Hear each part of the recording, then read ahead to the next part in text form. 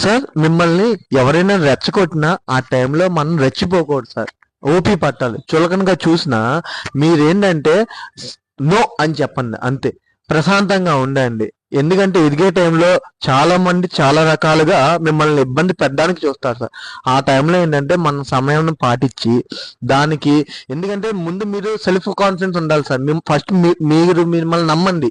మీరు సాధించగలరు అని. ఎవరో చెప్పి మిమ్మల్ని చులకనగా చూసేయని దాన్ని బాధపడకూడదు సార్. సార్ అది దానికి ఎలా సొల్యూషన్ చెప్పాలో తెలుసా సార్? ఒకటి, మీ పక్కన ఉండే వాళ్ళు చెప్తారు. రెండోది, మీ సక్సెస్ అనేది 100% వాళ్ళకి రికగ్నైజ్ చేస్తారు సార్. మీ సక్సెస్ ద్వారానే వాళ్ళకి మిమ్మల్ని చులకనగా చూసే వాళ్ళకి అది సమాధానం సార్. అందుకనే మనం సక్సెస్ అయి చూపిద్దాం సార్. ఆటోమేటిక్ గా మనం చులకనగా చూసే వాళ్ళకి బౌన్స్ అయ్యింది. Thank you sir. Me KK.